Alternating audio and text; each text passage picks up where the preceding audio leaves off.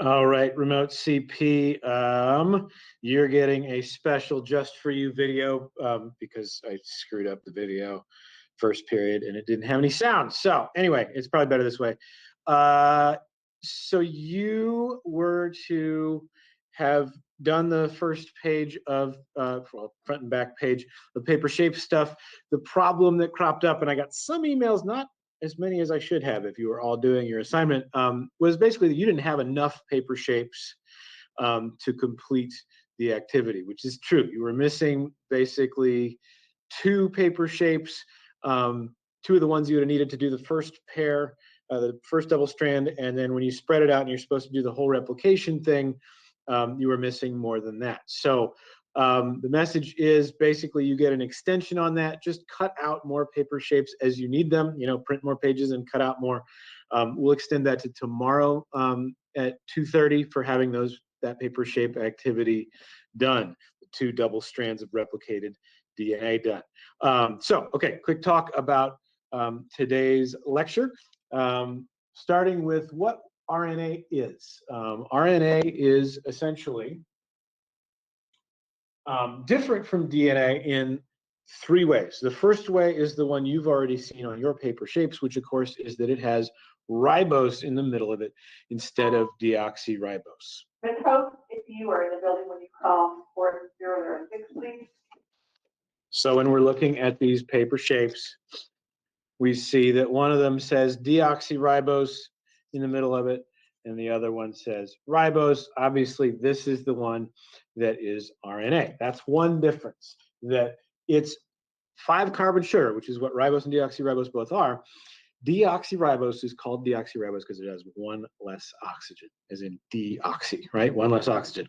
So that difference, and then also you might have noticed as you go through these shapes, you might have noticed that there's one of those, what we call nitrogenous bases, and of course I can't find exactly the one I'm looking for.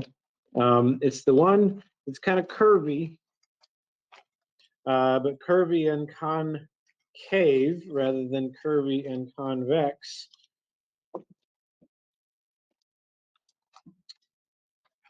Where DNA, the curvy concave one, has thymine, RNA doesn't have that. RNA has a different base, which is called uracil, okay? Uracil replaces thymine in RNA. And so those are the 2 chemical differences. What that does, those 2 chemical differences, actually make RNA less sticky. And by sticky, I mean the middle part of the DNA molecule, the part that is held together by those weak hydrogen bonds, the part where, you know, certain things meet up with other certain things. This kind of bonding, right? This kind of bonding where they meet in the middle, it's less sticky. RNA sticks to DNA and other RNA less. And so that leads to the fact that RNA is almost always a single strand rather than a double strand.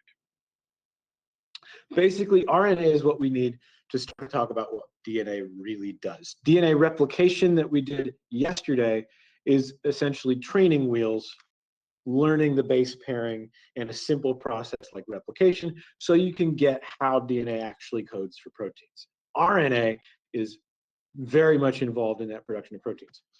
There are 3 kinds of RNA involved, and you're going to need to know those. Messenger RNA, or mRNA, is the kind of RNA that gets made off of a DNA strand, and then that message gets carried out of the nucleus.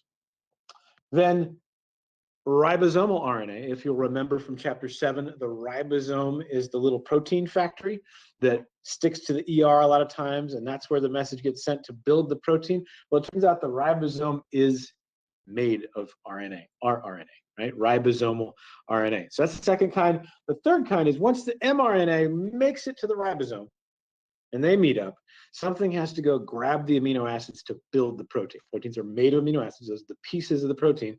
There's this little shuttle molecule called tRNA, or transfer RNA, that runs and grabs the pieces of the protein and comes and sticks them together at the ribosome based on the messenger RNA code.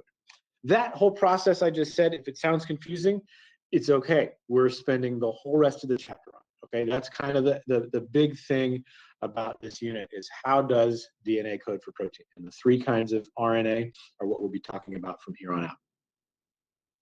So basically the overview here, gene expression is how DNA code becomes protein, how you take the DNA in the nucleus, build some messenger RNA off of it, send it out to the ribosome, and get the protein built that makes you have brown hair, have fair skin, have freckles, have a friendly personality, whatever genetic thing you want to think of. And gene expression, this production of protein from DNA, has two overall components.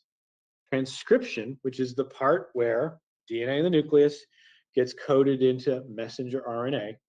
That's transcription. It's like taking a code and transcribing it, right? When I transcribe something, that means I write it down in another form. Maybe I listen to a lecture and I transcribe it by taking notes. This is taking DNA code and transcribing it into RNA code.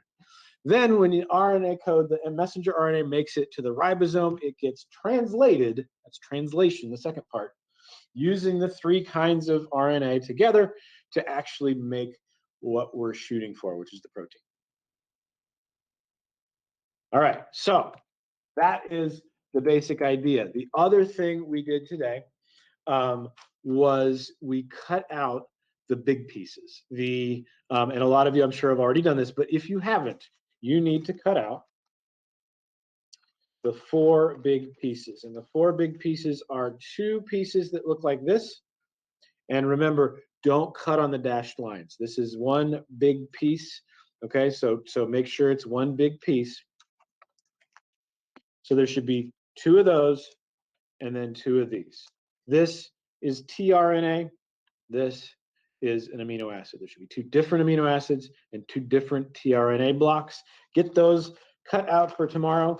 Finish anything you haven't as far as cutouts or that first worksheet, and we will start with transcription and translation tomorrow. Hope you're good. I'll see you later.